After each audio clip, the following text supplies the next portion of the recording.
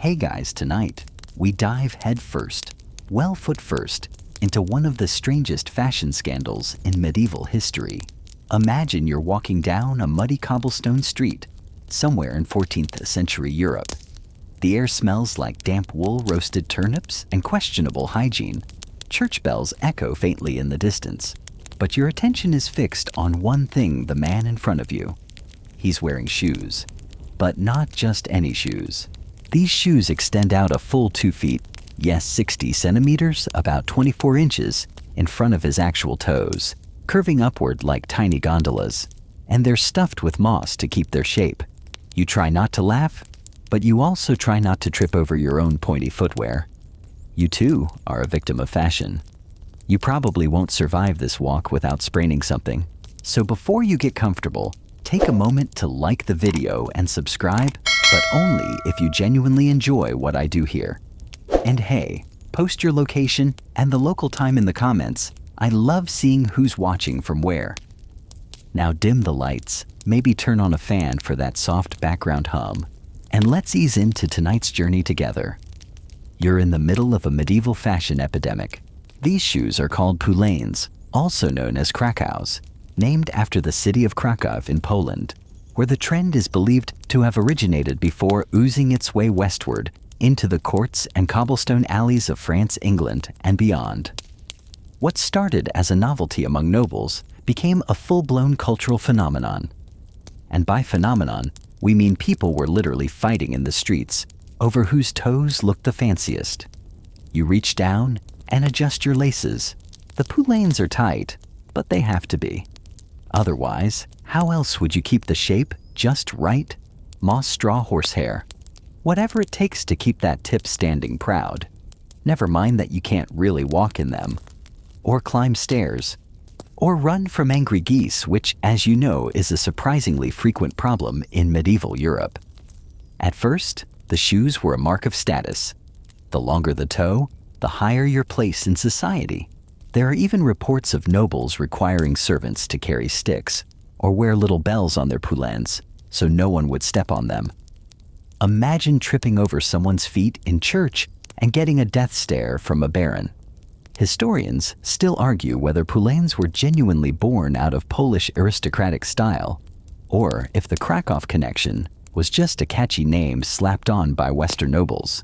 Either way, by the 1360s, these shoes were the medieval equivalent of designer sneakers, except with more toe and less practicality. The absurdity didn't stop at length. Some poulaines were made from velvet embroidered silk or leather dyed blood red. And those who really wanted to flex, they'd have their poulaines tipped with metal caps, sometimes even gold or silver, to catch the light during courtly dances. Because when you're twirling under a torchlit ceiling, what else are you going to flash your ankles? You pass a mirror, or, more realistically, a polished bit of metal in a merchant's stall and catch your reflection. You look ridiculous, but also kind of magnificent. It's easy to laugh from the comfort of the 21st century, but back then, this was serious business. Shoes weren't just shoes. They were a symbol of who you were, how much you had, and what you could get away with.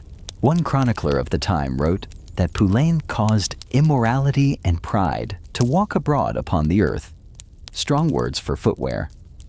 But that gives you a hint of what's coming. Because the longer the toes got, the more uncomfortable society grew, literally and figuratively. You reach the edge of the village and pass a tailor's booth. Inside, a cobbler sharpens his awl and mutters under his breath about nobles and their nonsense. He's already had 3 customers today. Demand just 1 more inch on their toes. You feel for the guy. His back aches from stooping all day, and he's still expected to produce shoes that double as medieval skis.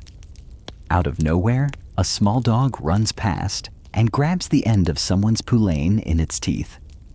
There's a scream, a tumble, and the noble hits the ground face first into a cabbage cart. You hear snickering from the crowd, but no one helps. It's almost routine by now, and this ridiculous, wonderful tripping over itself moment in fashion is where the story truly begins. Because when fashion goes too far, someone always tries to stop it. Be it the church the crown, or that cranky cobbler with the sore back the backlash is brewing. And trust me, it's going to get awkward. You're still shaking your head over that poor noble with cabbage in his beard when the church bells chime again louder this time, almost accusatory. It's not just time for Vespers. It's a warning. Because as the length of everyone's poulaines continues to stretch into the absurd, the church has taken notice, and it's not amused. You ease into the back of a candlelit chapel. The air is thick with incense beeswax, and the faint, ever-present smell of unwashed wool. Rows of people kneel, but even here, amid whispered prayers and bowed heads, the poulaines are impossible to ignore. Long-pointed shoes poke out from under cassocks and cloaks like sneaky little snakes. Some even curl at the tips. On monks, you barely suppress a chuckle. Then the sermon begins. The priest is not holding back. His voice echoes off the stone walls like judgment made flesh. He's not naming names, but his eyes are locked onto the shoes. All of them. He denounces vanity pride and the corruption of the flesh, and then launches into a full tirade against those devilish beaks men now wear instead of shoes. Yes, devilish. Because according to some clergy, the elongated tips of poulain weren't just silly. They were satanic symbols modeled after the cloven hooves of the damned. You shuffle in your seat quietly, tucking your toes beneath the pew. It's not just rhetoric. Church leaders across Europe begin pushing back hard. In England, King Edward III's court is full of courtiers wearing absurdly long poulains, and the clergy grow increasingly anxious. Eventually, sermons start circulating that poulains distract from spiritual matters and even inhibit proper genuflection, a fancy way of saying you can't kneel without face planting. Historians still argue whether this religious outrage was genuinely moral panic or just a convenient excuse to attack rising secular influence. After all, the church had bigger problems: rival popes' corruption scandals, and, oh yes, the occasional outbreak of plague. But nothing gets the faithful fired up quite like telling them their shoes are making Jesus sad. One particularly juicy anecdote floats to the surface. A bishop in Paris reportedly refused to bless nobles who wore shoes longer than 9 inches, about 23 centimeters beyond the foot. 9 inches. Imagine someone pulling out a ruler before communion. You almost want to believe it's apocryphal, but with the medieval church could be true. There's even a claim whispered among more sarcastic monks that a particularly flamboyant French cardinal once had his poulains nailed to the floor by a rival during a dispute over church decorum. It's probably not true, but wouldn't that be delicious? You step outside the church into the golden light of a setting sun. A passing friar gives you the side eye, and you instinctively pull your cloak tighter around your offending shoes. But the damage is done. In cities like Paris, Florence, and London, ecclesiastical pressure is mounting. Some clergy even threaten excommunication for those who refuse to give up their fashionable footwear. Still, you notice something peculiar. While priests rail against vanity, many of them are still wearing poulains, just slightly shorter ones. Hypocrisy, perhaps. Or maybe they simply can't resist the toe game either. After all, who wants to look like a peasant in plain clogs when everyone else is peacocking around with leather gondolas? This is when Pope Urban V enters the scene. It's the year in the 1367, and His Holiness is not impressed. He issues a formal papal bull condemning the unnatural and indecent footwear worn by clergy. The phrasing is less fire and brimstone than some sermons, but the intent is clear: get your toes under control. The decree specifically targets clergy who wear shoes with excessively long points and demands they revert to more humble garb. You glance down again.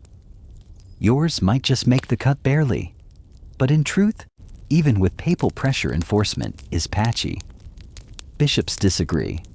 Local rulers ignore the edicts. Shoemakers, they keep making what sells. Because here's the thing. fashion doesn't care about morality, especially not when it's fashionable sin. And so the tension grows. You walk past a tavern and hear a lute player mocking the Pope in song. Something about pointy shoes and pointed sermons. The crowd roars with laughter. Inside, it's clear the ban hasn't worked. If anything, it's made poulaines even more desirable. Nothing says elite quite like wearing something forbidden. Still cracks begin to show. In monasteries, there are reports of younger monks being punished for flashy footwear. In a particularly grim twist, one English prior allegedly ordered that the poulaines of offenders be cut off with shears mid-meal while everyone watched in silence. You hope it was at least after the soup course. Yet for all the scolding, there's no unified response. The Holy Roman Empire is too fragmented. The Italian city-states too busy stabbing each other with metaphors and sometimes real daggers. And let's face it, no one in Bohemia ever liked being told what to wear. So the shoes keep getting longer. The sermons keep getting louder. And you keep strutting through town feeling both judged and fabulous. That's medieval Europe for you, where the church can threaten your soul but can't touch your souls. You wake to the sound of chickens arguing outside your window. The sun is just peeking over the stone walls of the town, casting a sleepy golden glow over a world still obsessed with toes that won't quit. You swing your legs out of bed and immediately regret sleeping in your poulaines. They're bent at an odd angle, and one is now mysteriously filled with hay. Again. As you shuffle to your feet, you realize something: these shoes aren't just uncomfortable or ridiculous. They've become a full-blown moral panic.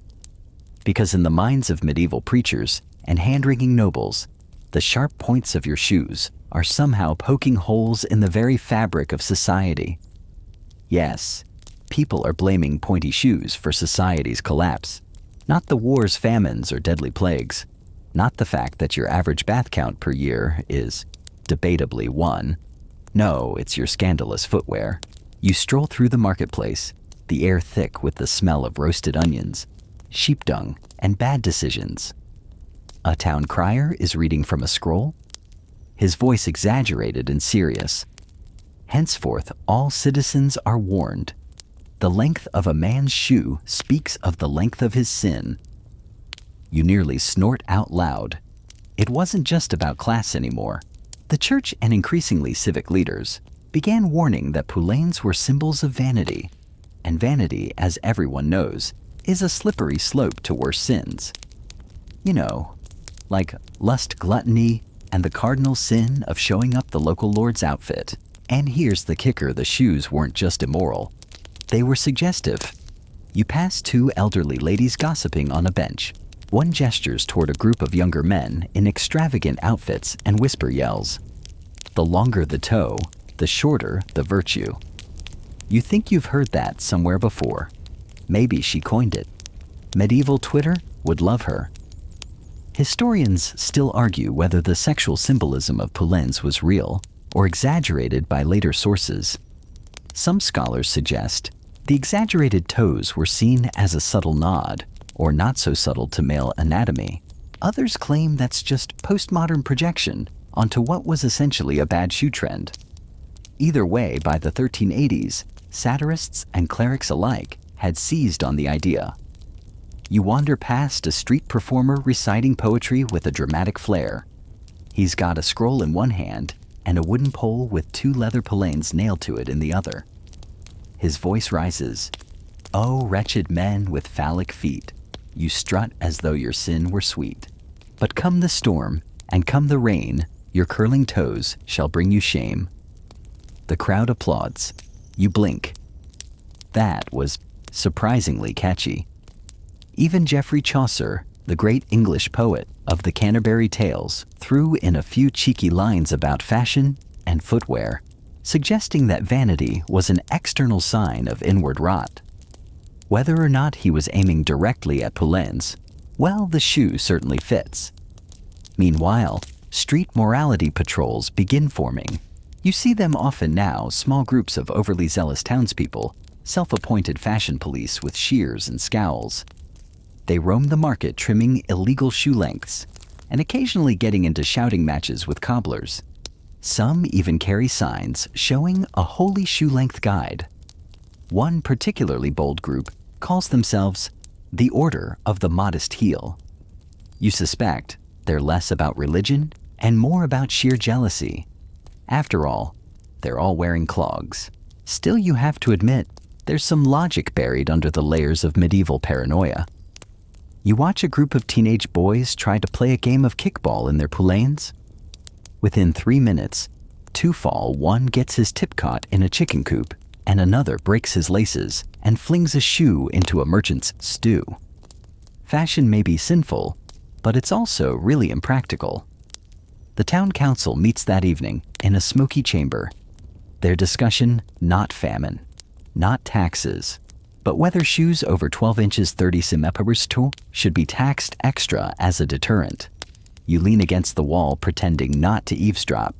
One councilman grumbles that this is a matter of public decency. Another argues it's hurting trade. The youngest among them just says, "They look silly." You think he might be the wisest of the bunch. The debate rages late into the night, but no decision is made. That's the problem with trying to legislate morality. It always stumbles on the hem of a fashionable robe. You return home, your feet aching from a day of dodging judgment, performing toe acrobatics, and defending your personal freedom to wear dumb shoes. But as you slide off your poulaines and set them by the fire, you realize something. These shoes, they're not just shoes anymore. They're protest. They're pride. They're proof that even in an age of plague superstition and deeply suspect medical advice, people still want to feel fabulous. And they'll risk scandal sermon and sprained ankles to do it. So you stretch your toes, fluff your straw-stuffed tips, and smirk into the firelight. Tomorrow's another day, another shoe, another scandal waiting to trip someone up. It's the next morning, and your toes are still sore from yesterday's accidental poultry-related incident. You limp out onto the street, and right away you notice something different. There's a new sign nailed to the courthouse door. The ink is fresh, the handwriting dramatic, and the message very clear. By order of the Crown, no citizen shall wear shoes exceeding 2 inches beyond the foot. Offenders shall be fined. Repeat offenders shall be shamed. Nobles exempt, of course. Ah, yes, the classic medieval sumptuary law, a wonderful tool used by rulers who didn't really want to fix the economy, so instead decided to regulate everyone's clothing. You take a slow breath and reread the sign. 2 inches. That's barely enough to be fashionable. Barely enough to flirt with. Sumptuary laws weren't new, but they were getting weirder and more specific. These laws, mostly in England, France, and the Italian states, dictated who could wear what based on social rank. And now they were coming for your shoes. You step into the town square, where a minor noble is trying to explain to a city guard that his poulaines are only 10 inches, past his toes, well within his rights as a knight of medium inheritance. The guard, unimpressed, holds a measuring stick. A small crowd has gathered. A child snickers. The noble looks like he might cry. This is the strange new world. You now live in a society where shoe length is legally measured and people risk fines, mockery, or worse if their toes overstep their bounds literally. Historians still argue whether these laws were actually enforced or just symbolic posturing by insecure monarchs. Some records suggest that only a handful of fines were ever issued. Others hint at shoe-cutting ceremonies where guards publicly sliced off the offending tips with exaggerated flair. One London ordinance from the late 14th century even specified that commoners could wear no shoe longer than 2 fingers past the toes, roughly 4 or 5 meter, or 1.5 or 2 inches, while lords could go up to 6 fingers, about 12-15 cm, or 5 to 6 inches. You're tempted to ask whose fingers, but you suspect the answer is whoever was nearby and not currently holding cheese. You duck into a tavern to escape the patrols. Inside, a group of cobblers are gathered at a table, nursing warm ale and plotting quiet rebellion. One of them leans over and whispers, "I've got a noble's order for 16 inchers, silk-lined. Emerald tips. He wants to wear them to his daughter's wedding." You raise your eyebrows. The others nod solemnly, as if discussing weapons-grade heresy. The irony. The laws only embolden the trend. The more the crown tries to ban pointy shoes, the more people want them. They start sneaking around with collapsible poulaines. Yes, like medieval switchblades, but made of leather and shame. Others wear short shoes in public, but keep the long ones hidden until they're safely behind closed doors where the wine is flowing and the priests are nowhere in sight. In wealthier districts, the nobles begin cheating the system. They commission poulaines with hollow wooden toes that appear modest from the side but extend far past regulation when viewed from above. One particularly inventive courtier designs a pair with removable tips that snap on and off like belt buckles. You overhear a merchant joke that next year's hottest trend will be retractable toes. Just pull a leather cord and watch them vanish. You laugh, but the look on his face suggests he's already spoken to a cobbler. Meanwhile, the lower classes aren't laughing. These laws are enforced more harshly on merchants, artisans, and peasants than on knights or dukes. After all, nobles can afford bribes, or simply pretend not to hear the law being read. Yumel, not so much. A young apprentice you know was fined 3 days' wages for wearing poulaines his older brother gave him. The shoes were second-hand patched and slightly too long, but enough to cross the arbitrary legal line. He had to sell his winter cloak to pay the fine. So yes, the laws were meant to enforce modesty, morality, and economic order. But mostly, they enforced class division. Fashion became another battlefield in the eternal struggle between rich and poor tradition, and expression power and resistance. Still, the resistance continues. You pass a baker in the early morning fog, and he lifts his flour-stained apron to reveal poulaines just over the legal limit. He winks. You nod in solidarity. These tiny acts of rebellion are everywhere. The shoemakers, meanwhile, begin adding small loops to the tips of poulaines so wearers can tie them up to their knees if the fashion police appear. Others sew a decorative toe tent that folds back into the shoe. Some nobles even train their servants to walk 3 paces ahead, ready to receive a quick shoe switch in case of surprise inspection. It's all very dramatic. Very medieval spy movie, but with more velvet. At a local festival, you spot a man on stilts wearing poulaines so long they drag behind him like bridal veils. A satire, clearly. The crowd loves it. Even the guards pretend not to see. It's moments like these that remind you people always find ways to laugh even under the boot of ridiculous authority. Later, as you walk home under a pale sliver of moon, your feet aching once again, you reflect on the absurdity. How shoes, simple, silly, sharp-toed shoes, have become the battleground for decency, dignity, and defiance. And as long as rulers insist on measuring toes, you're going to keep pointing yours directly at their foolishness. Because honestly, you've earned it. You wake to the sound of laughter echoing off the stone walls of the manor house. It's feast day and nobles from 3 neighboring estates are visiting. Their horses are tied outside. Their attendants are bickering over cloak hooks. And inside, yes, the long slippery drama of fashion is about to unfold. You slip into the main hall where candles flicker against stained glass windows and platters of roasted fowl steam beside jugs of spiced wine. But tonight, it's not the food that's got everyone whispering. It's the shoes. One baron arrives with poulaines so long they must be tied to his garters with silken cords. He glides forward like a swan, or perhaps more like a broom with attitude. The toes of his shoes sweep the rushes on the floor, and as he bows to the host, they bend slightly, giving off a faint creak that sounds suspiciously like a dying goose. You do your best to stifle a snort. But it's not just the length anymore. Now it's materials, decorations, and dangerous dazzle. Tonight you count velvet poulaines with tiny pearl buttons, scarlet leather toes with gold leaf, a pair that light up faintly as the wearer walks, thanks to glowing beetle shells embedded in the fabric. Yes, that's real. At the high table, an older duke grumbles into his ale. In my day shoes stayed under the table, not marched in before their owners.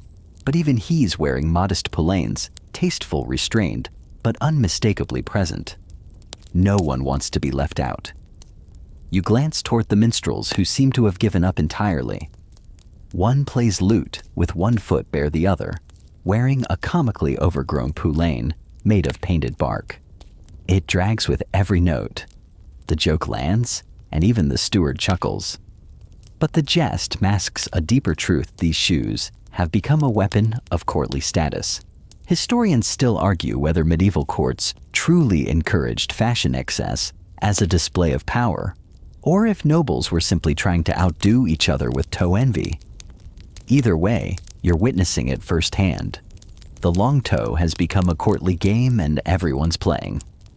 Then it happens. Halfway through the evening, the dancing begins. A young noblewoman, barely 16, tries to spin in her emerald poulaines. You hear the soft crack of overstretched leather, and she stumbles. Her partner lunges to catch her misses entirely, and the two go down in a heap, taking a small dessert table with them. Sticky pastries fly through the air. A goblet of wine lands on someone's hound. Somewhere, a lute string snaps in dramatic protest. The hall falls quiet. For a heartbeat, you expect outrage, but then laughter, loud relieved echoing off the rafters. Even the host wipes tears from his eyes. Ah, he says, the cost of elegance. Still, it's a reminder poulaines are not practical, especially not when polished marble floors, mulled wine, and wobbly ankles are involved.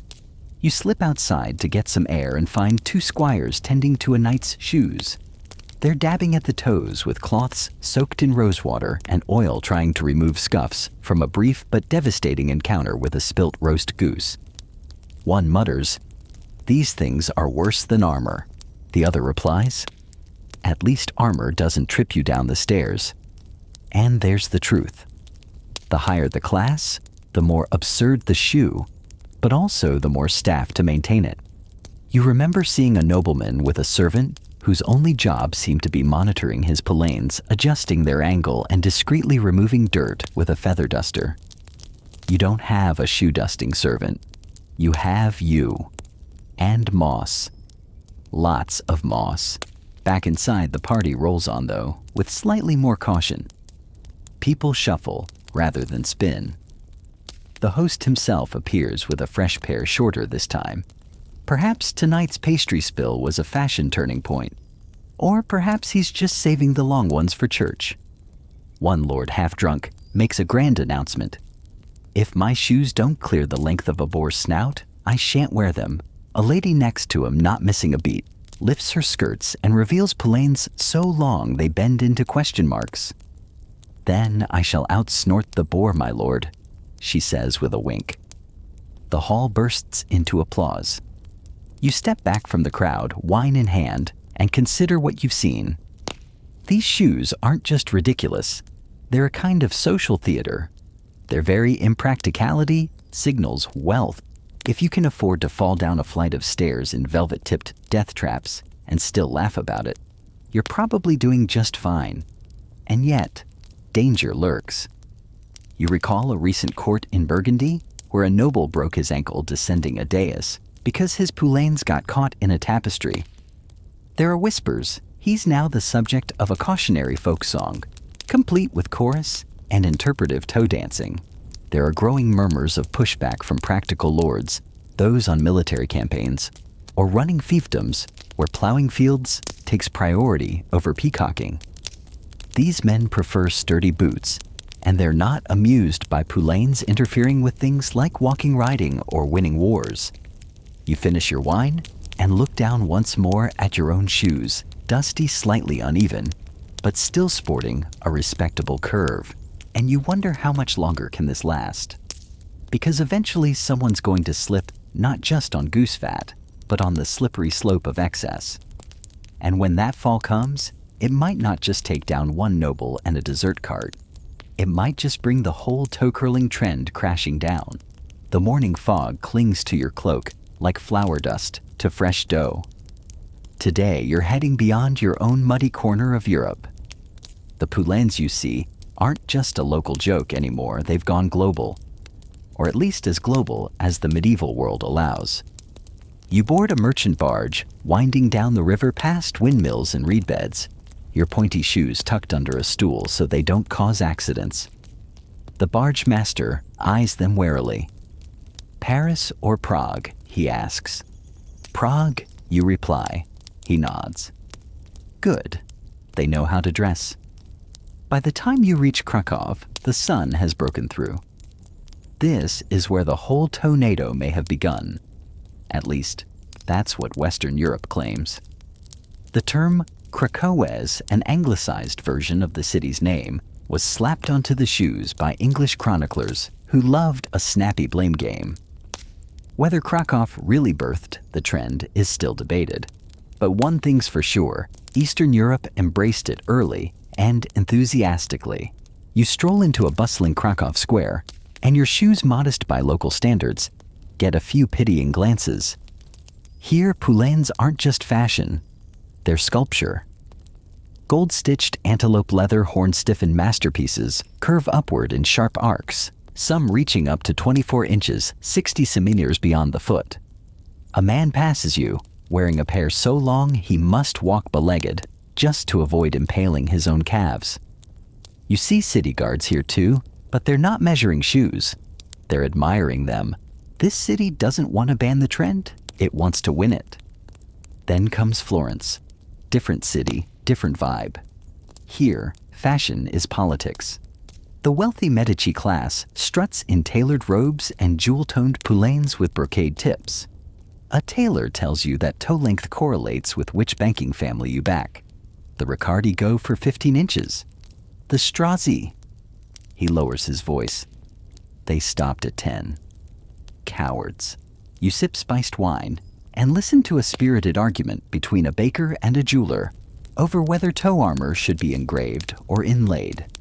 Engraved is for funerals, the jeweler shouts.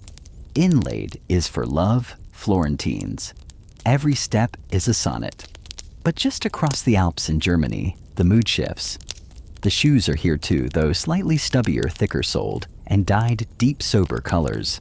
You attend a town council meeting in Nuremberg, where a shoemaker presents his new toe hook, a strap designed to let travelers lift their poulaines and fasten them to their belts when crossing streams or muddy roads.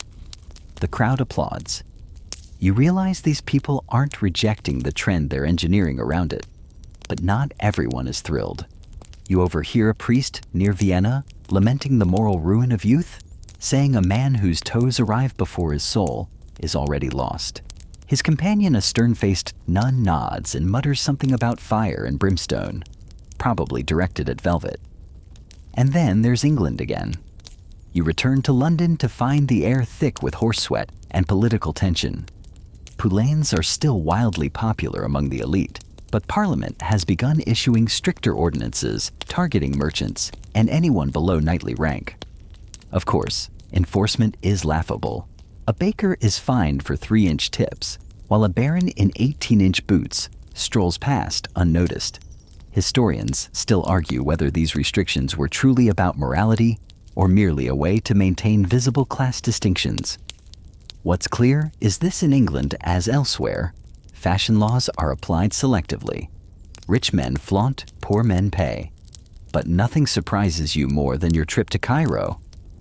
Yes, Cairo. Because while poulaines may have erupted in Europe, pointed shoes weren't a Western invention. Not by a long shot. In the souks of Cairo, cobblers are making narrow-toed slippers called kabad yimshis, with tips curled like question marks. They're lighter, softer, and built for heat and dust. You watch a merchant effortlessly slide across polished tile in golden slippers that curl almost to his shin. A local scholar explains that pointy footwear appears in Persian Indian and even Mongol attire centuries before the European poulaine craze. In fact, Curved toes symbolized refinement and mobility, a sort of courtly elegance that contrasted with Europe's rigid, mud-stained posturing. You realize the West's version of poulaines is almost a parody, exaggerated, heavy, impractical. The East turned the same concept into something graceful and efficient. Back in France, you find a courtier in Rouen explaining that he commissioned his poulaines after seeing a pair imported from the Levant. You try not to point out that his look more like wooden skis than elegant slippers. But hey, cultural fusion, right? Still, the global spread of pointy shoes raises eyebrows everywhere. One merchant tells you about a Turkish envoy who mocked English poulaines, saying they looked like dying snakes tied to ankles. A Portuguese traveler, meanwhile, claims that pointy shoes were popular among African nobles near Timbuktu, but never so long that a man required a separate room to enter. Ouch. As you return home, feet sore, mind spinning, you realize the medieval world wasn't as disconnected as textbooks make it seem. Ideas spread, fashions migrate, cultures adapt. What begins as a nobleman's eccentricity in Krakow becomes a punchline in Paris and a street fight in Florence. And the shoes. They just keep marching forward, pointed and practical, and entirely unstoppable. You're back in your own town again, dustier than before, with new calluses on your heels and a stronger appreciation for sandals. The world tour of pointy shoes has left you amused, impressed, and slightly concerned. But now it's time to look behind the curtain, past the nobles and preachers and ridiculous laws, and see the real engine behind the trend, the cobblers. You make your way down a narrow alleyway, barely wide enough for two poulaines to pass side by side. Here, where sunlight filters through wooden slats, and everything smells faintly of glue sweat and burnt leather, you find the humble workshop of Master Oswin, one of the finest shoemakers in the region, and perhaps one of the most quietly rebellious. Inside, his apprentices are hard at work. One stirs a pot of dye walnut brown from the smell, while another hammers tiny bronze studs into a sole. But it's Master Oswin himself who catches your eye. Bent over a low table, he's carving a wooden form for a new pair of poulaines. These ones, they're illegal, at least technically. A full 15 inches 38 centimeters past the toe, silk-lined, dyed in forbidden crimson. He looks up, winks, and says, "It's for a bishop. Don't tell the Pope." This is the strange irony of the medieval fashion war. While rulers and clergy shout about morality and order, cobblers keep the toes coming. Because where there's demand, especially from those with coin, there's supply. And business is booming. Oswin explains with only the faintest hint of sarcasm that he now offers 3 poulaine packages. The pilgrim modest curve up to 5 inches, 13 centimeters. The courtier, 10 to 12 inches, 25 to 30 centimeters with color options. The vanity sin, 15 plus inches, 38 plus centimeters, includes embroidered initials and a discreet strap for lifting when walking through manure. He's even experimenting with foldable designs, incorporating linen hinges inside the leather. For quick conversions during sermons, he says, deadpan. You glance around and realize you're in a kind of fashion resistance HQ. One apprentice is sketching new designs in charcoal-pointed toes, with animal motifs, curled tips shaped like bird beaks or devil horns. Another is testing a mix of wax and fish oil to stiffen the leather for longer-lasting curves. Historians still argue whether these craftsmen were deliberately defying the laws or just following the money, but the truth seems simpler. They were doing both. Cobblers walked the fine line between subversion and service, between trend and treason. And it wasn't easy. One tells you that in some towns, shoemakers were fined or jailed for producing outlawed designs. In York, a cobbler named Aelric reportedly had his stall burned after refusing to shorten a noble's poulaines to meet the new length regulations. The noble wanted full bloom, that is maximum toe. Oswin shrugs. It's not like I'm making crossbows for rebels. I'm just giving people what they want.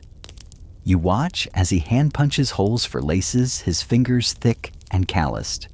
The shoes may be ridiculous, but the craftsmanship is anything but. Every curve is a calculation, every stitch a silent defiance of decree. One apprentice, barely 15, tells you in hushed tones that smuggling illegal poulaines is now a side hustle. We hide them inside flour sacks, he says, or fold them flat and pass them off as belts. You almost choke on your mead. He beams with pride.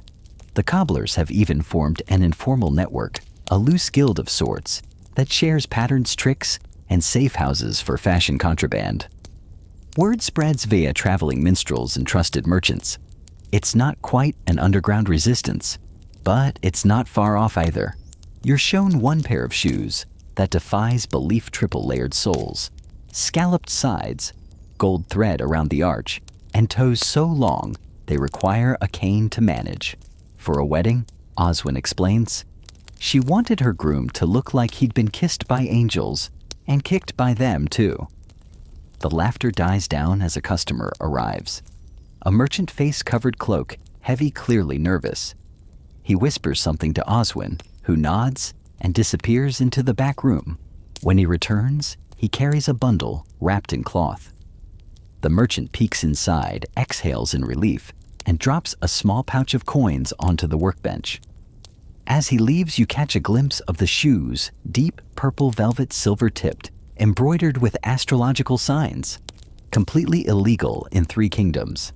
Absolutely gorgeous. You leave the workshop later that evening, with a new respect for these humble rebels. While kings rant and priests scold the cobblers, just keep stitching. Their needles are weapons of quiet defiance, their awls carving out spaces where expression lives even in the shadow of ridiculous laws. Back on the main street, you pass a group of guards inspecting merchant goods. One lifts a bundle of boots, squints, then shrugs.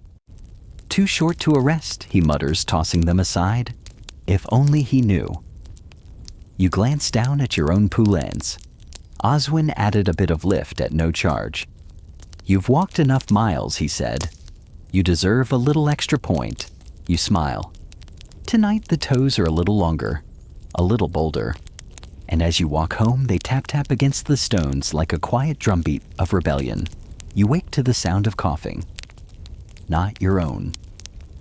Not this time. It's coming from the alley behind the apothecary, and it's not the gentle, sleepy kind of cough that comes from cold air and bad mead.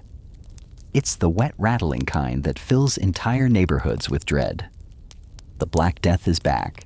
You pull your cloak tighter around your shoulders, hesitating before stepping outside. Already shutters are closing across the square. The butcher packs his meat behind heavy cloth. The baker, normally cheerful, has a black cloth tied to his door. And overhead, church bells toll with an almost bored regularity, as if the very air has grown used to death. And somehow, yes, pointy shoes are being blamed again. It starts small.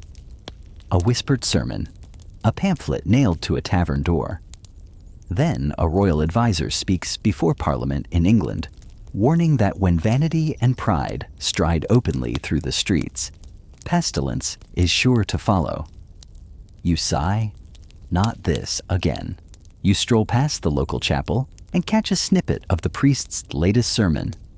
The toe of man has grown longer than his humility. His shoes reach farther than his prayers. And now the Lord answers not with mercy, but with plague. Dramatic, yes, but it lands.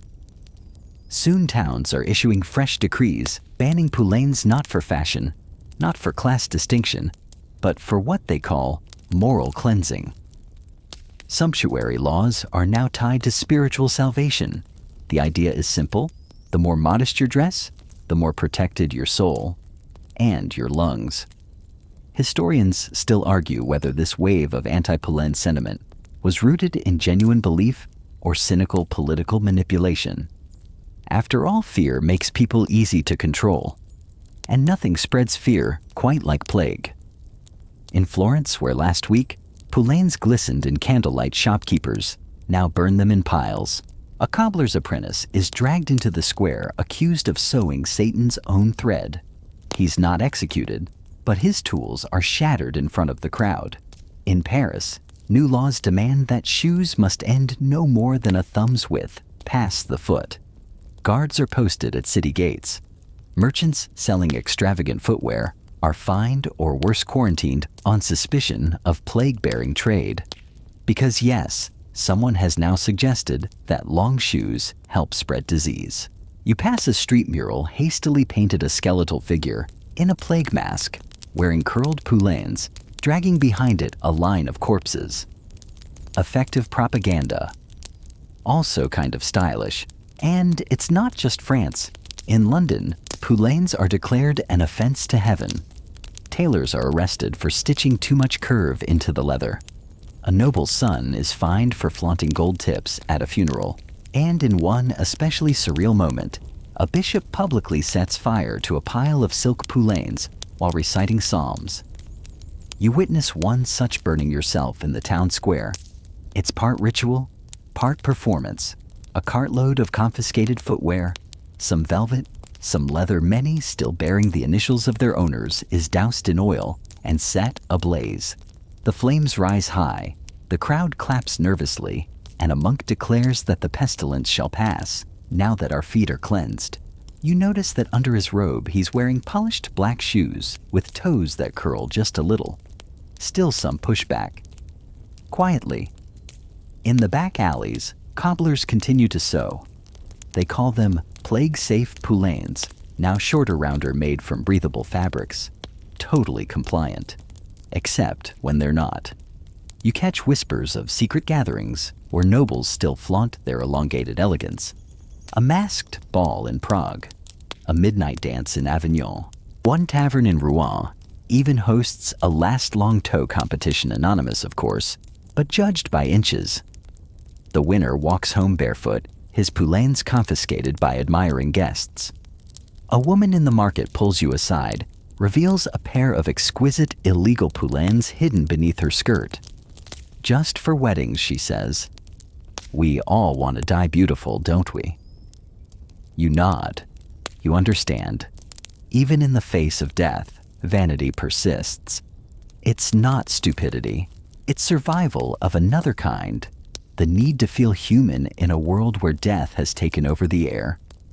And somehow, curling your toes in silk-tipped shoes is a small defiance against the plague's suffocating grip.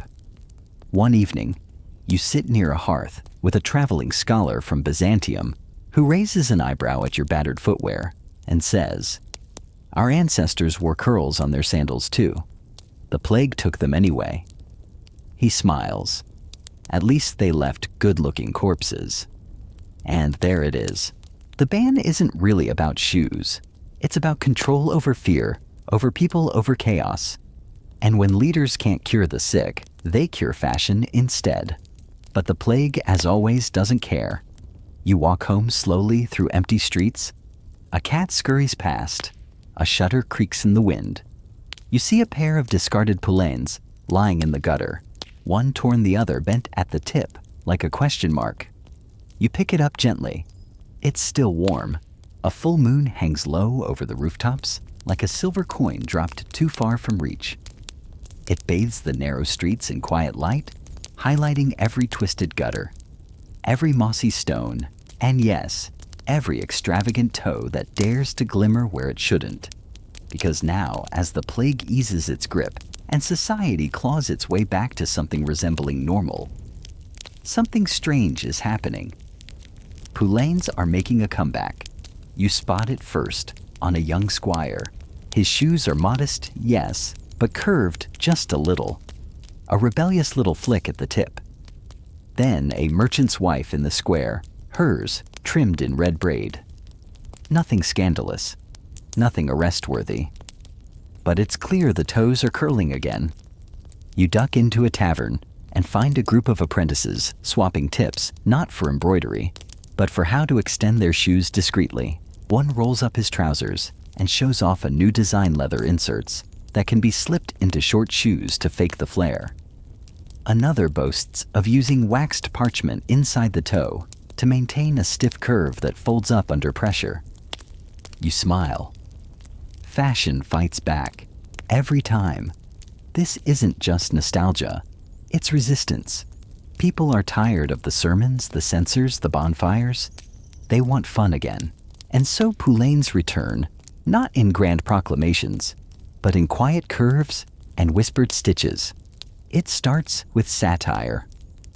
A troupe of performers tours the countryside, their lead actor dressed in enormous fake poulaines, as long as he is tall, which he uses as stilts to stomp through towns and mock the laws. His character, Sir Pointy, becomes a folk hero. You catch his act in the town square and nearly fall off a barrel laughing. The finale involves him tripping over his own toes and landing in a pie. Art, too, joins the rebellion. In a fresco newly painted on the side of a grain warehouse, St. George slays not a dragon, but a monstrous shoe with teeth. The caption, "Vanity shall be vanquished." Eventually, you see nobles wearing poulaines again at private dinners, quietly, carefully. The older ones still look over their shoulders. The younger ones don't care.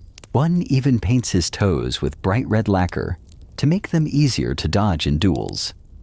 In one region of northern France, a guild of tailors declares, "Toes are back week," offering discounts for anyone who can prove their family wore poulaines before the plague. It's half marketing, half manifesto. Even the church begins to ease off, or at least look the other way. A bishop in Ghent is spotted wearing ceremonial robes with delicately curved slippers, justified as a symbolic echo of divine elegance. Whatever you say, Your Grace. You watch him walk up the cathedral steps, careful not to trip on his symbolism. Historians still argue whether this resurgence marked the final cultural victory of fashion over morality, or simply a cycle of taste, repeating itself like a spinning wheel of ridiculousness. But there's no denying it. Something has shifted. You drop by Master Oswin's workshop one rainy afternoon, just to see if he's still at it. He is, and business is better than ever. "I call these ones phoenix toes," he says, holding up a glittering pair dyed in fiery reds and oranges. "Because rebirth. They're commissioned by a noble whose entire wardrobe was burned during the plague bans. He's back now with a vengeance, and an extra inch of leather for every sermon he had to endure." You hear of secret duels over toe envy masked balls, where the theme is forbidden footwear and a love letter written entirely on the silk of a curved shoe tip. There are even rumors of illegal poulaines being smuggled across borders, hidden in barrels marked as olive oil or cheese. A traveler from Spain tells you about a nobleman who wore poulaines so long they required a second horse just to carry the tips behind him. You suspect he's exaggerating, but only slightly. The world is healing, and with it, the urge to express to stand out to point one's toes. At absurdity itself returns. One evening, a town elder gives a speech from a wooden stage, his shoes short and practical. "Let us not return," he says, "to the folly of the past." The crowd nods respectfully, but behind the stage curtain, his granddaughter is wearing poulaines that glow in the dark. Because no matter how many laws you pass, how many sermons you preach, or how many pairs you burn, you can't quite kill a trend. Especially one that says, "Look at me. I matter. I'm fabulous." You walk home that night, your own shoes curved just enough to catch moonlight. It's not about rebellion anymore. It's about balance, about beauty, about walking forward with just a little flair. And if your toes get there a few seconds before you do, that's part of the charm. The morning is quiet. Birds are chirping. The streets are cleaner than usual, as if the entire town has exhaled after years of tension plague and toe-based persecution. You step outside your poulaines, modest but unmistakably curled, and take a deep breath. You've survived fashion fire and foolish laws, and now the age of the poulaine is ending. Not with fire or decree, but with a shrug.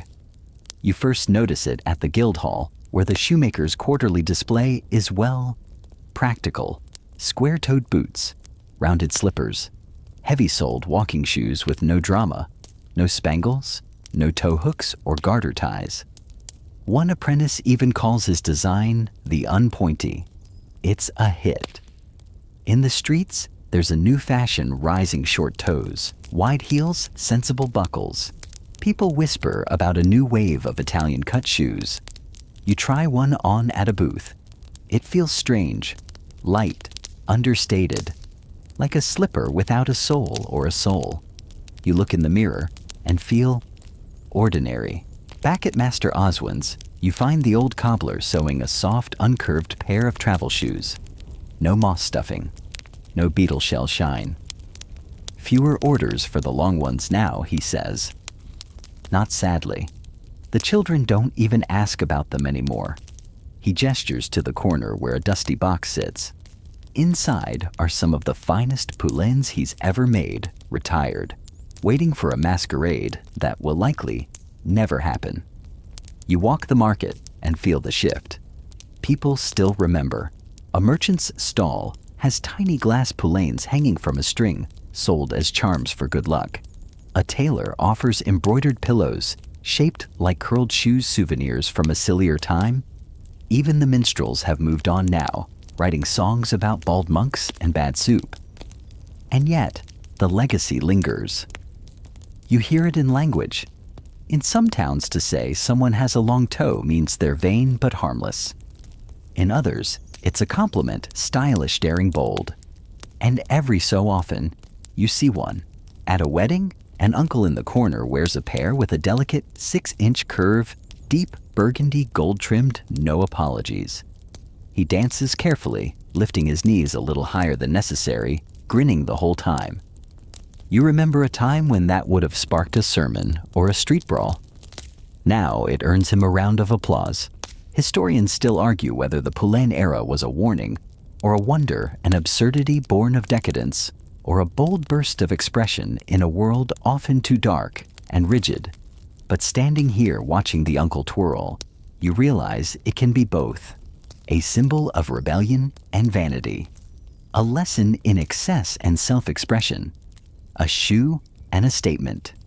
You take a slow walk home, your thoughts drifting like smoke on the wind. The streets glow under torchlight. A group of children play a game in the corner, each pretending to wear the longest shoe. One tumbles. They all laugh. Then they chase each other barefoot. You reach your doorway and sit on the steps, kicking off your shoes. They're not very pointy anymore, but you keep them polished. You keep them close, because somewhere in your bones, you know fashion's return.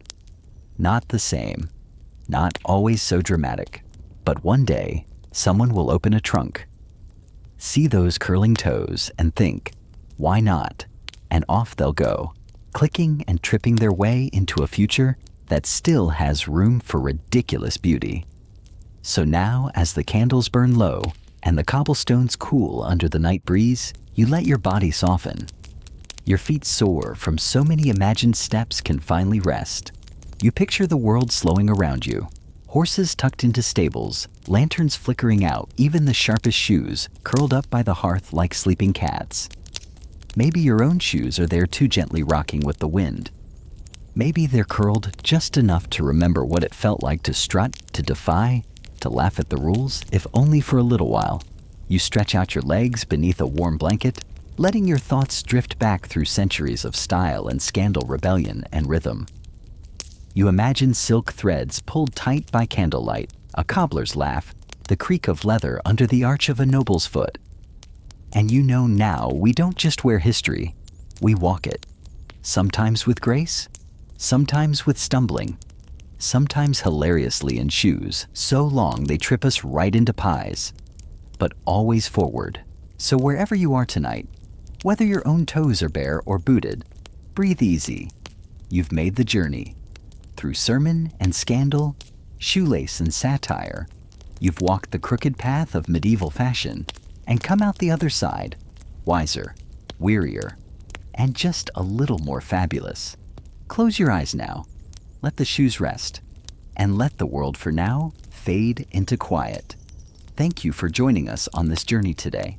Maybe by now you've already drifted off to sleep, and if so, we hope this story brought you peace of mind and helped you rest a little easier. Deep sleep makes life better, and we're truly happy to be part of that. Until next time, sweet dreams.